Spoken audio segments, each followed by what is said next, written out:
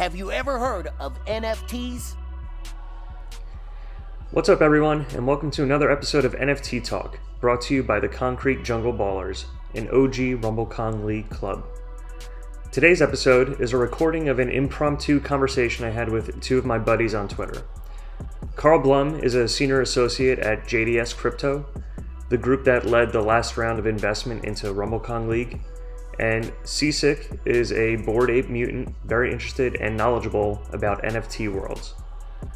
Karl and I were interested in learning about NFT Worlds, and Seasick wanted to hear more about RKL. The conversation is definitely more NFT Worlds and Metaverse heavy. We ran into some time issues, so the RumbleCon League just gets a brief elevator pitch at the end of the video.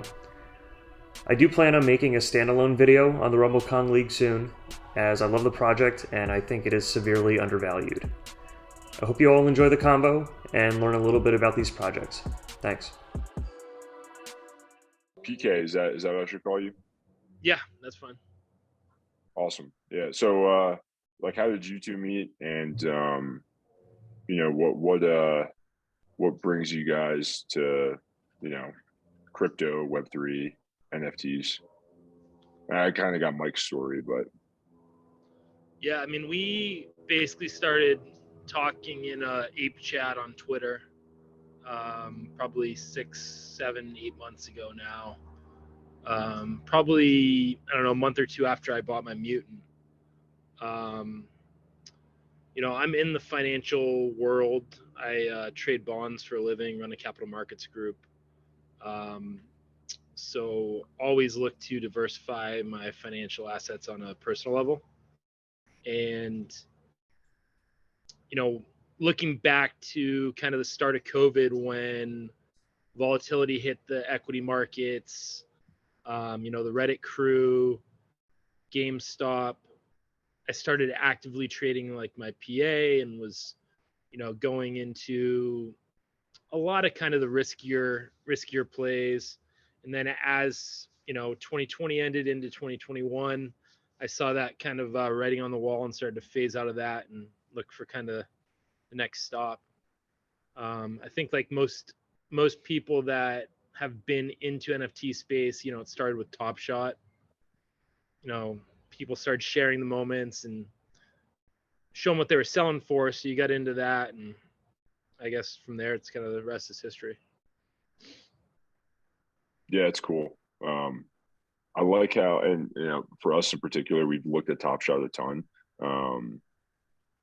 I think that people are going to start figuring out, right now the digital collectibles aren't much more than like a trading card, right? But I think we're getting to that point where people that are buying them and the people that are making them obviously are thinking beyond that.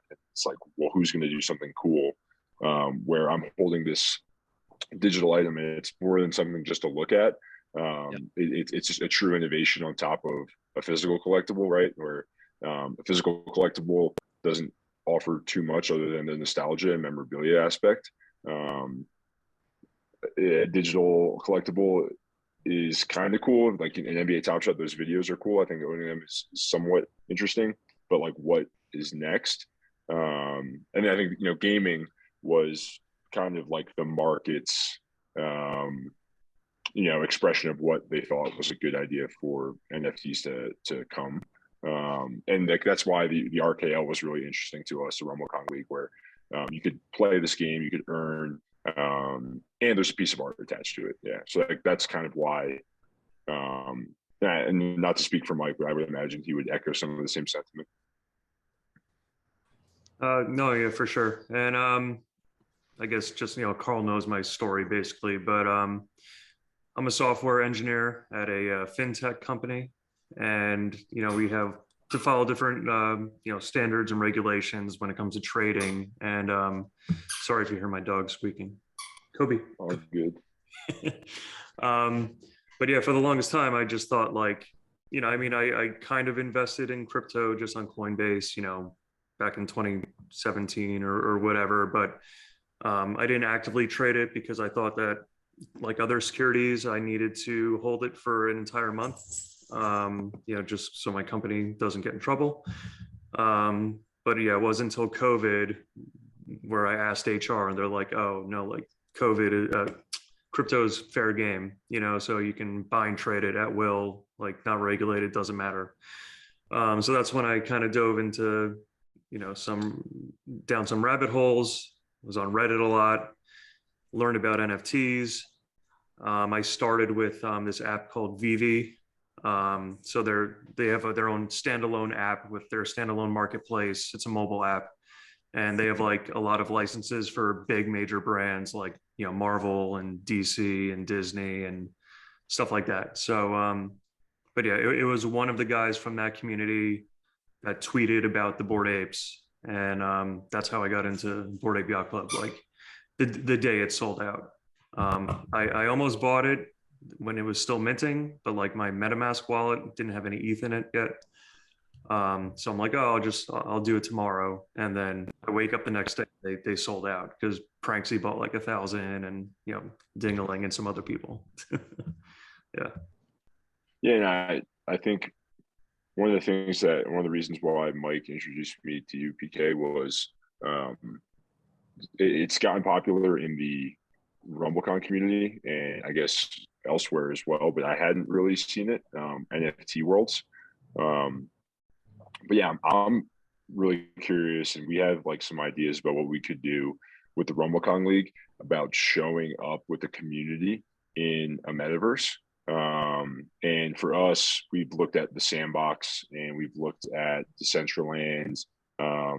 These are all like voxel based, right? Where like the graphics are how they are, right? You know what I'm talking about.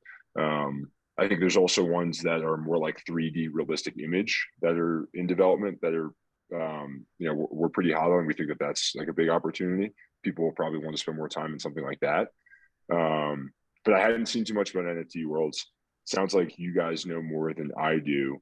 And we're thinking about putting some plans together to actually start building in the metaverse, whether it's like one of our portfolios, the sports portfolio has Slam, which is a basketball magazine, a really big social following. And we're thinking about the best ways to like show up with that community in the metaverse. We've invested in the RumbleCon League. So, a lot of that will be up to, the founders at the RKL and the community, but we want to support and build things for those community members to show up and experience and use.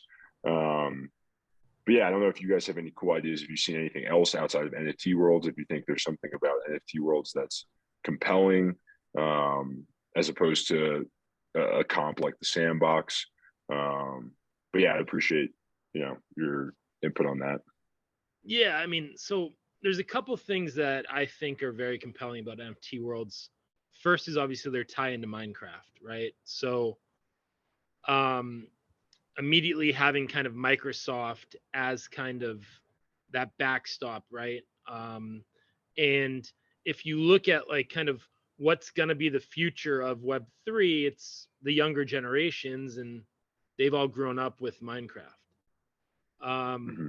On top of that, when you take a look at like the tokenomics aspect of NFT Worlds, they just did their second release of airdrops to holders of the worlds.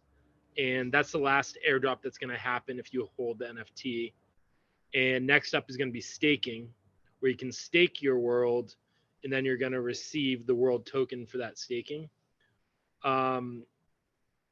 The world token itself has a market cap right now of probably like 65, 70 million bucks.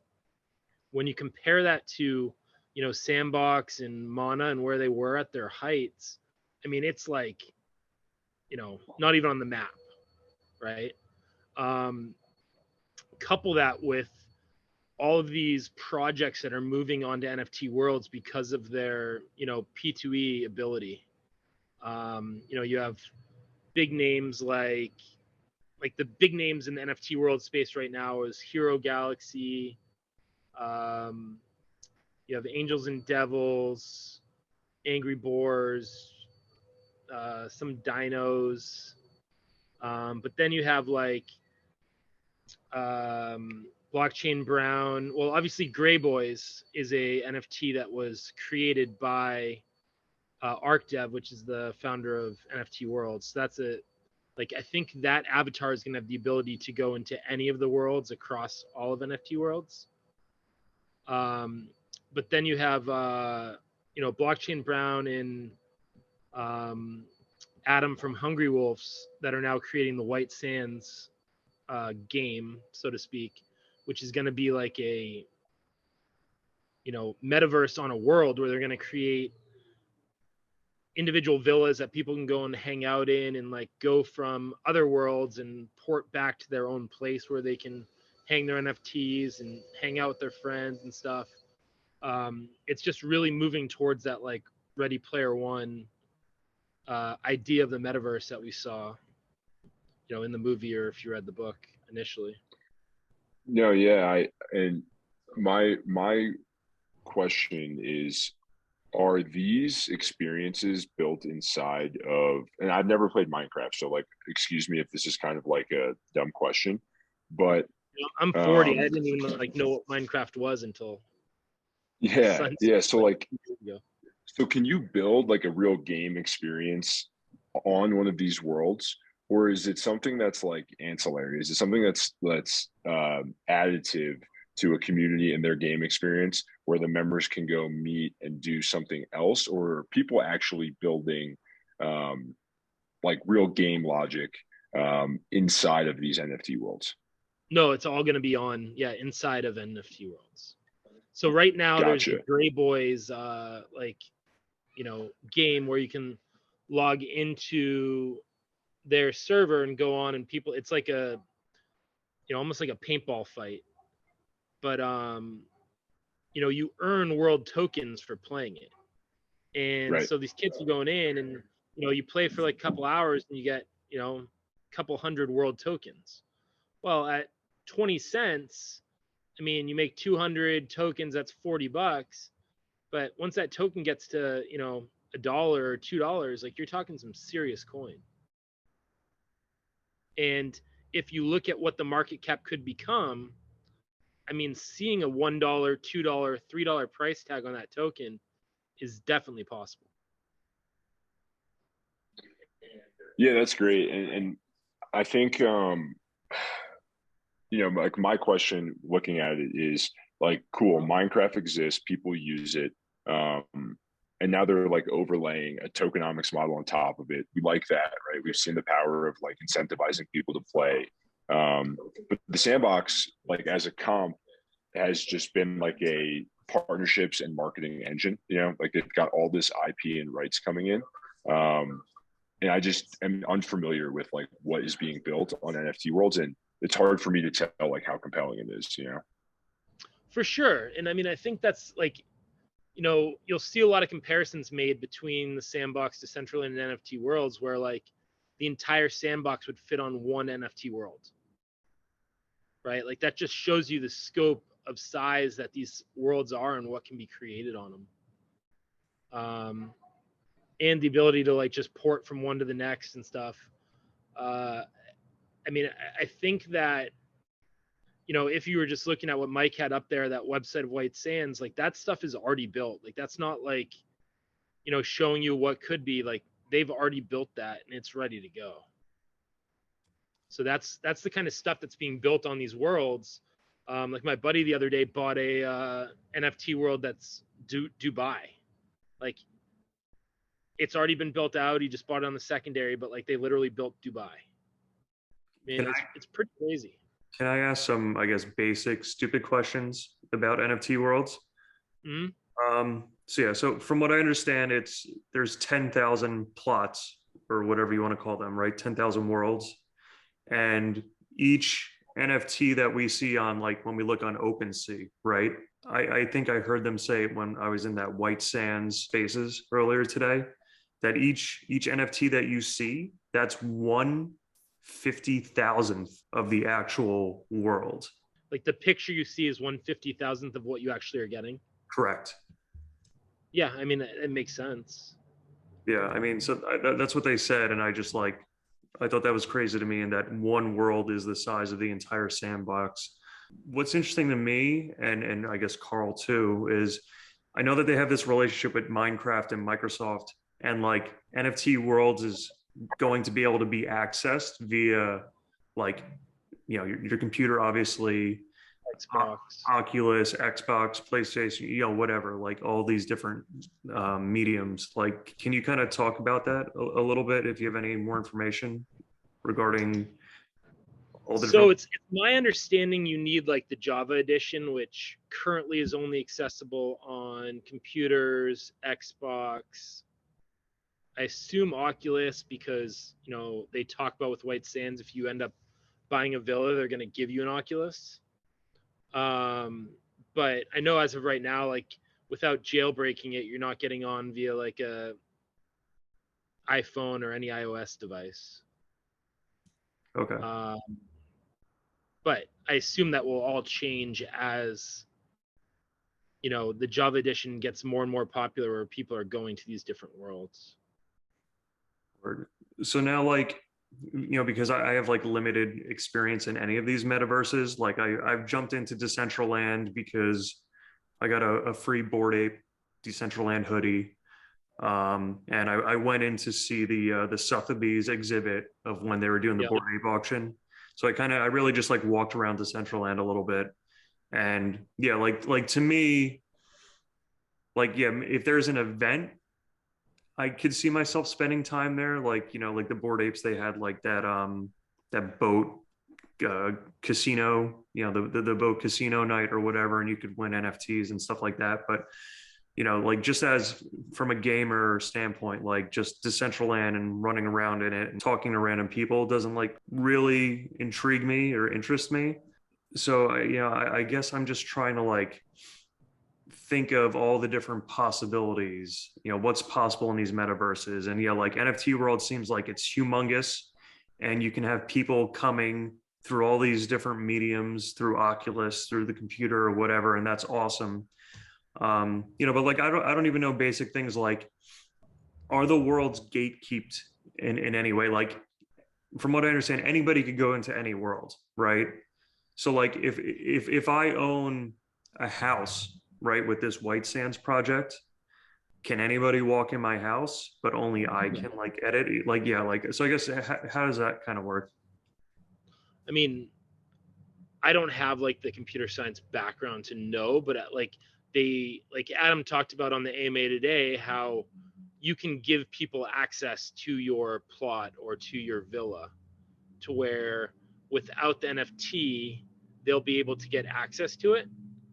So I think that any NFT world can basically choose, like if you want to go on this NFT world, you need to own this NFT.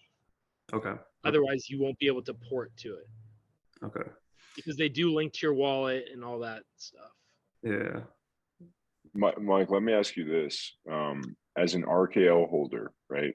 You're going to play a game that's going to be off-chain. What type of experience in the metaverse would you want as a RKL holder, as a club member, for your community in the metaverse? Yeah, I mean, they've thrown out ideas before. Like one of them being like, okay, in the sandbox, there's like a venue where, Kongs can go and watch the actual games being played, which are played, on the Rumble Kong web app, off chain. So I mean, I could see stuff like that. But yeah, I mean, I guess, part of your question is what are the possibilities as far as building games and experiences in these different metaverses? And I know, like, Adam talked about it in the spaces today, the White Sand spaces, where like they know they're creating this great thing, but they need to keep everybody engaged. So a lot of thought and work is going to be put toward building experiences, and the community can have their say in what these experiences are. So are they building a golf course? Are they building, an amusement park? Are they doing this? Are they doing that? And then obviously all these experiences and stuff can tie into the tokenomics of, the world and, holders of the NFT and stuff like that. I don't know what I would want. Like, like Rumble Kong League they're building a game with, top notch animation and developers and stuff, and it's off chain. Like I don't need another basketball game off, Right. in a sandbox or something. Yeah, and that's kind of my point here is like, you know, we have a location for the game, and the game is something that we want to support. But what else can we be doing, right? And like, if the game already exists, I see that in NFT Worlds, people are building things that are like native games. But like, what other kind of experiences do people want? And for us, I think e-commerce, like in this, like, imagine putting up like a brick and mortar, like digital brick and mortar type of location, that's tied into the themes and relevant to the content. That was one idea we had. But like, is it interesting enough to go shop there alone? I don't know. Probably not. You probably want something else. But it's hard for me to imagine. And like, this isn't my type of behavior, right? So we're trying to like think about what kids want to do, and it's tough for me to really conceptualize what that space would be best used for, and like what space we should pick, like where the right people are going to be and who's going to be using what. So like, we're kind of at that point where it's like, okay, we're going with the sandbox, but there's a lot of stuff else out there. How do we pick and choose where to go? But like, think about it though. Like, what if, and PK will answer all your questions about the RumbleCon League. And sorry for like getting a little bit ahead of it. But like, if the RumbleCon League blew up, right, and it's highly watchable, and there's a venue in the sandbox where Kong holders and fans, whatever, they just hang out, and yeah, like there's just like a normal venue. There's like booths where they're selling the merch of the RumbleCon clubs, So if it's a championship match and you want your avatar repping one of the clubs, you buy the sandbox, avatar version of that. So like, I'm just thinking of like experiences like that, and like, yeah, like right now, I don't know that I'd want to do that, but like, if the game's popular and people that I interact with in a community, that's how they're watching the game, and we could talk about it together, then I might do that, No, totally. And like, I'm not like super bearish on the whole idea. Like, we like the idea. It's just like honing it in and sharpening it, and like that. I think what you just explained is a really good example of kind of direction we're going in, right? Like, build an arena, go have a location where a popular game can be watched, where the community members can congregate, and then like, what do they want? They want to buy merch for their favorite club, maybe the club that they're on. Who knows? But yeah, like, I mean, I played RuneScape growing up. That was like my one thing that kind of relates to this whole metaverse thing, that MMORPG game. And yeah, like, I had friends that I literally only knew in this fake little world. We did monotonous, dumb little tasks together. We went on quests. We earned tokens, and it was all Web 2, right? And centralized. It wasn't a true free economy. But like, I loved it. And if you could tell me that these were fungible tokens that I could go redeem for cash, like, absolutely, I'm all in on it. You got to, obviously, the game that you're playing matters. Like, it's got to be interesting. And there needs to be like a community base where like you actually want to hang out with these people and talk about something common. But yeah, it's just hard to recreate that, and that's what we're trying to do. And I think a strength, and PK, you could correct me if I'm wrong, but a strength of NFT Worlds is that it's built, it's using, it's on top of Minecraft, and there's already 100 million people that know how to build using those tools.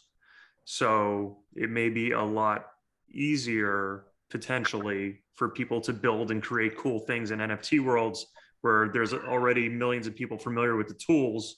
Even if we buy the land and just hire, potentially, hire somebody to build something for us, like it may build faster than other new metaverses with new tools that people are unfamiliar with. Yeah, and at a cheaper cost. Yeah. Well, that's the thing too, is like, for me, I don't understand the user behavior very well because I didn't do it.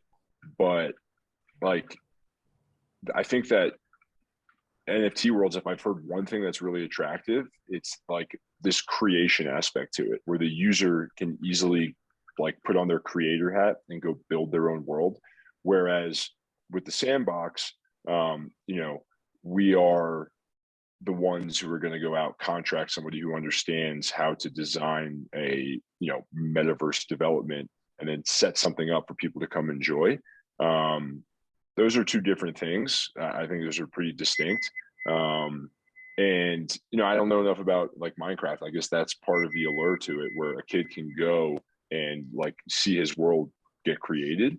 I think that's definitely a strength. Yeah. But I don't know, like if I've seen clips of Minecraft, and to me, it looks wonky. It looks like low-fi graphics. It looks like stuff that might be fun and cool for somebody, but doesn't really catch my eye and maybe doesn't feel so mass market. But I don't know. It seems like a lot of people are playing Minecraft, and that creator aspect to it is cool. But do I want to go experience what somebody else created? I don't know.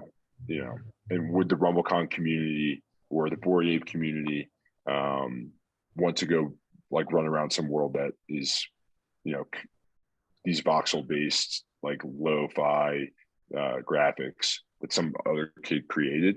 Maybe. I don't know. I don't know if you saw when I was screen sharing this project, and PK, if you want to talk a little bit about it.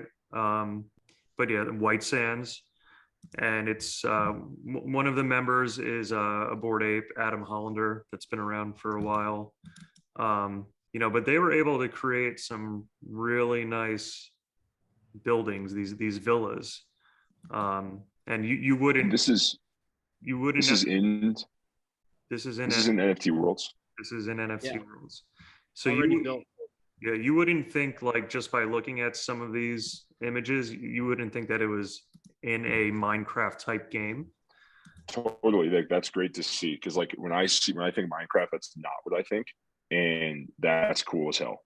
That is really cool. Like, look at this. And they have like working cars and stuff that you can drive around the islands. That's cool. I didn't see that. Yeah, he's only talked about it. I haven't seen any graphics of it. Okay. Yeah, so what's the best way, if you guys know, for me to go and actually experience these things? Like, I have an Xbox. If I go on my Xbox, will I be able to download like a Minecraft client and then like pour it into NFT Worlds? Is that doable? So sorry, I think you have to have the Java edition, and you can get that on Xbox. And then you can go on to like NFTworlds.com, and you can kind of like link your account, and then I think you get like from there you click on which world you want to go to, and it'll give you like a link to it, and then you take that and copy it into your Minecraft browser or whatever. So, but what's the state of NFT Worlds? Like, am I able right now to just like jump in and walk around worlds that are open publicly? Like, is that available right now? Like, what's the state of the game? Yeah, so there's one, like I was saying earlier, Gray Boys has like an arena where you can just go and like play blue versus red in like a laser tag / paintball fight. And then Fancy Bears, which is partnered with like Fanadice, they have a world, and they have like an arena where you could go in and like fight each other as bears. And so there's a lot of like just like the strictly fighting games going on right now. And you know, White Sands is talking about doing like other experiences, right, where people are going to want to pay to go on like a hot air balloon ride around like the metaverse, or rent a boat and go water skiing and all this other stuff. Yeah, it's cool. And what's going on chain, and how is that connecting to what's going on off chain, right? So if I go into this NFT world, my Xbox is all off chain, but I guess NFT Worlds recognizes that my account is linked to my wallet, and it's spending time in an NFT world, and it's giving me like a play to earn incentive. Yes. So for different stuff you do, you'll just accumulate world into your account. world tokens. Great. Yeah, that's awesome. Yeah, I mean, as soon as I get off this, I'm literally gonna go download this and run around a bit. It sounds actually really cool, especially after I saw that White Sands graphics, because that was not, where my head was at. Yeah, I was the same way, and then all of a sudden I saw that, and then I became very bullish everything NFT Worlds. Yeah, same. That's cool. Yeah, so I gotta go, do my own research and actually experience this stuff. Because to me, like these like indie game development, that's kind of how I think of it. Like these newer, less reputable game developers building stuff is cool. There might be like some diamonds there. But like what's a safer bet? It's probably the sandbox, like going out and lining up all of these massive licensing deals. But if there's something really compelling there, then we should be paying attention. We should be running around there. Yeah, it's a big. So PK, you're buying World, the token, and are you aiming to try to get a White Sand villa? That's kind of how you're getting exposure to NFT Worlds? Yeah, so buying the token, buying like projects like Heroes Galaxy, Angels and Devils, Neckville, Tie-Dye Ninjas, Angry Boars, because a lot of those are going to have where you stake your NFTs and receive world tokens in exchange. Okay. And some of them you actually receive, like, based on their estimates, a lot of world tokens by staking them. All right, so you're just all in on trying to get as much world token as you can, kind of. That's basically, kind of, yeah. Okay. That makes sense, and yeah, like I even heard that with White Sands talking about just how they're going to do staking and just accumulating world token. Yeah, and I mean, getting a villa would be ideal. They're only like selling 3,000 parcel passes, right? Which is only to whitelist. And then if you get one of those 3,000 parcel passes, you'll then like a week or two later have the ability to put up 5 ETH to try and buy a villa. And then either they're going to raffle it or pick who gets a villa. And if you don't get it, they'll just give you your money back. But I like that they're going to make everybody put it up, so you're only getting people that are real, that aren't going to like basically just borrow money to flip it out. I'm hoping they kind of lock it up for a little bit too, but we'll see. So how many villas are there going to be in the initial drop? So initial talk was 250. I thought today he said they added another 100, but I haven't looked into that. Okay, so it's pretty exclusive. Yeah, so like anywhere from 6 to 10%.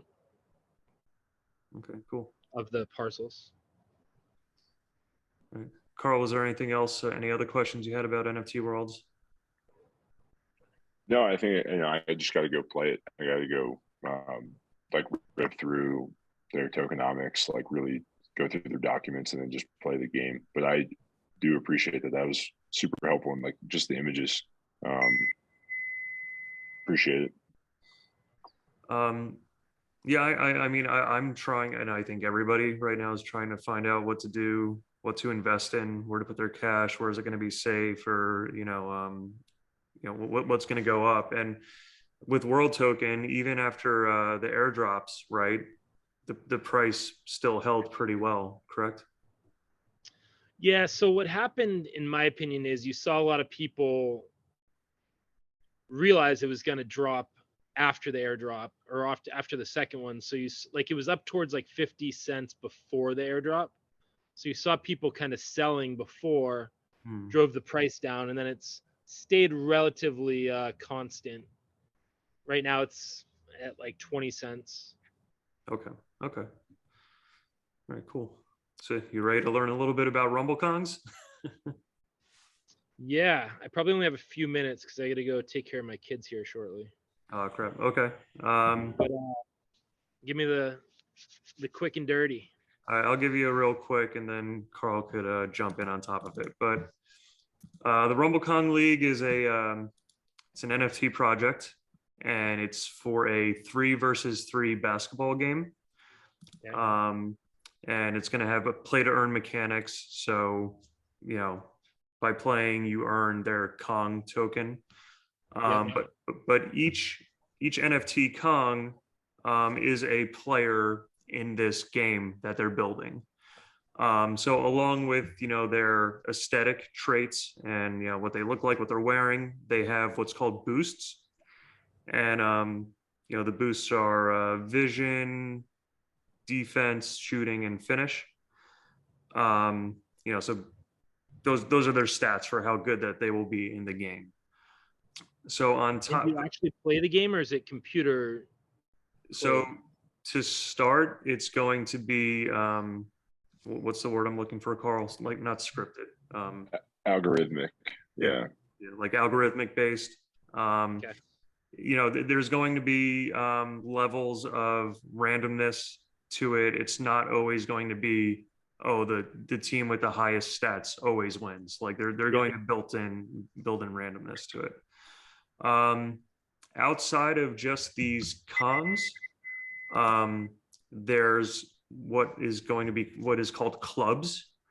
And clubs can kind of be looked at as franchises, and those are going to be NFTs as well, but that's not released yet. This is their Kong paper, and it's probably slightly out of date now, because I know that this core game loop and stuff they're expanding upon it. But as an individual Kong holder, you could have one Kong and playing games and earn the Kong token.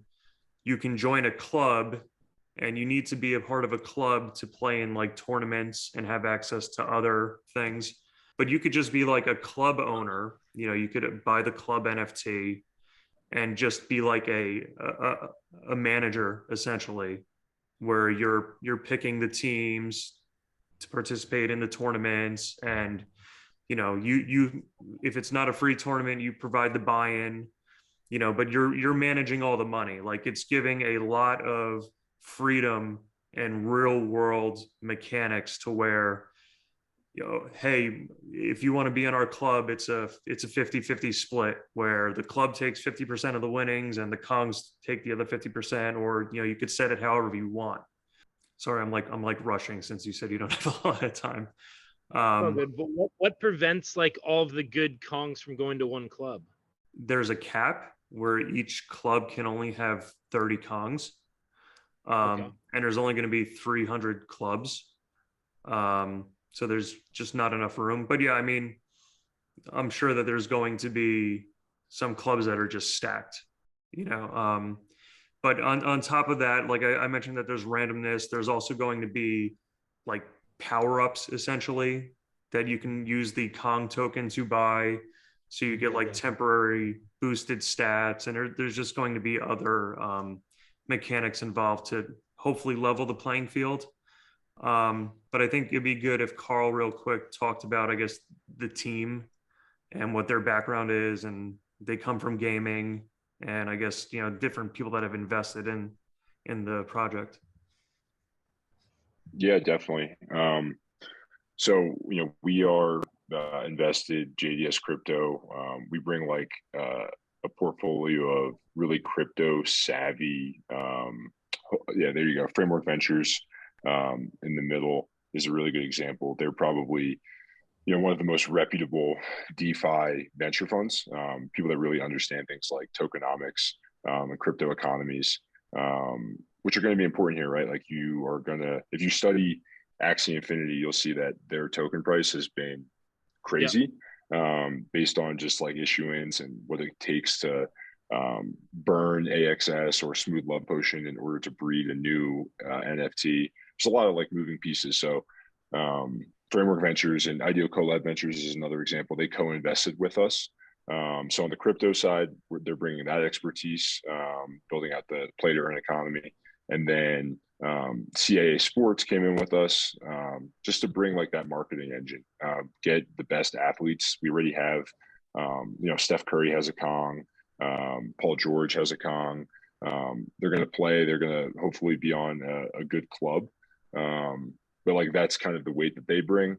And then just double tapping back on what Mike was talking about, I think one of the most interesting things about the game is kind of the strategy layer. If you have a club full of 30, one of the things that the founders were talking about was, you cannot repeat a lineup more than once over the course of a season.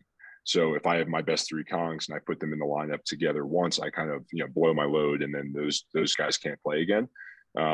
So you have to like pick out your matchups and like foresee the rest of the season, and almost like poker, right? Like, who am I going to play? I got to keep a hand back, that kind of thing.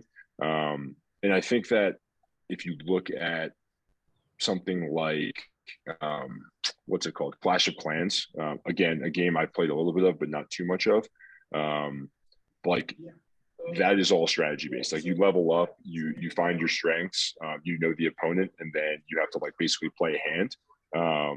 And that game isn't super popular, even though it's algorithmic.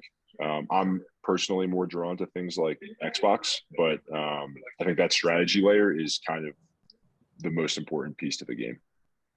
So let's say I went out and bought 3 Kongs. Do I join the same club? Do I spread it out? Like, how does that work? Yeah, you have to go find the club. There's a lot of clubs on Twitter right now, like recruiting the best Kongs that they can find. You probably want to find. It's tough now because we don't have the play to earn tokenomics out readily available for us to all know exactly how people are going to be compensated, and what kind of pie we can share. But ideally, you have that information, and then you can go find a good deal. You're a free agent. Where's your Kong fit on the roster? What do they stand to earn? And how much of that can you grab by being on the team? Karl, can you talk a little bit about the founders and their gaming backgrounds? Definitely, yeah. So Marcus Blash, he was at Blizzard Gaming for a long time. He is currently finishing up at the Sandbox. He founded the RumbleCon League and is now exiting the Sandbox, but he really gets that like Web3 world. He's very native to Ethereum, and then combines that with like a gaming background from Blizzard. Definitely what we were looking for is like, these are 2 separate worlds, crypto and gaming, but they fit well together, and we want people that understand them both. And then Nick Vale, like when he was like 18 years old, he built the #1 downloaded indie Xbox game of all time. I think it's called Minor Forge. He was like 18 years old. The dude really understands what a sticky game looks like. And he's also a Web3 founder. He founded something called Re-NFT, which is a platform that allows you to rent NFTs on chain to other people. So it's a perfect fit for this example too. If I have a club NFT, but I want to rent out like management of it, I can rent it to somebody else. If I have a RumbleCon, I don't want to think about finding a place for it to play, actually going into game mode and playing it, but it's a passive income for me, and I can rent my Kong to somebody that wants to play it. Hopefully that's native and like embedded in the RumbleCon League platform at some point.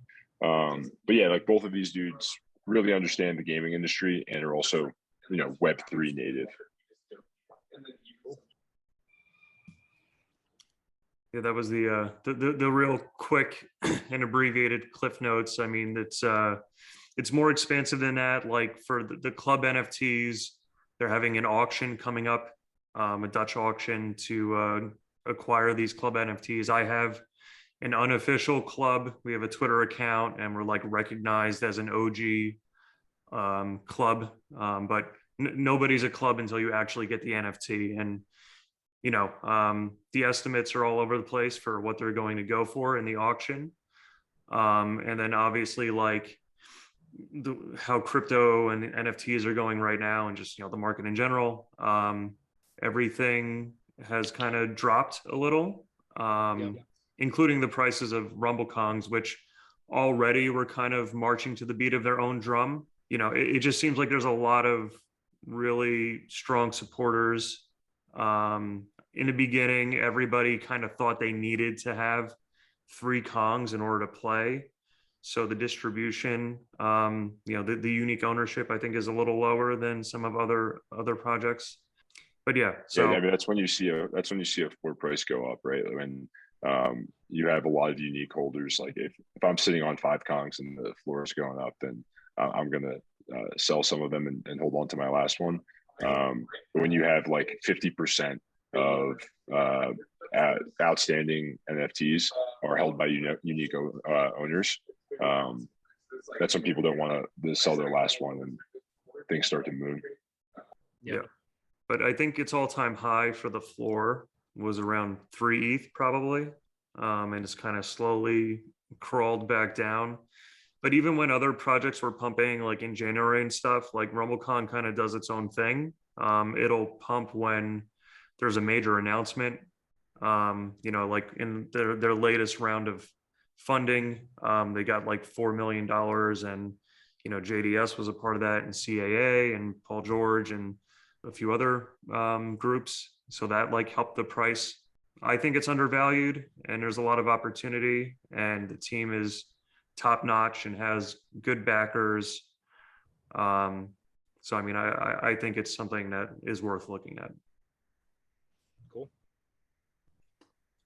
Yeah, I know we just threw a lot at you. Any specific questions you could think of right now about it? No, I mean, everything you said makes sense. I like the idea of it. I'll have to do a little bit more research on my own here. But yeah, I mean, the team's that all sounds pretty cool. The team's good. They do like weekly spaces and AMAs. They're trying to do everything by the book. Like there was originally supposed to be a staking feature already implemented, but they want to make sure that they stay SEC compliant. So, you know, that isn't out yet.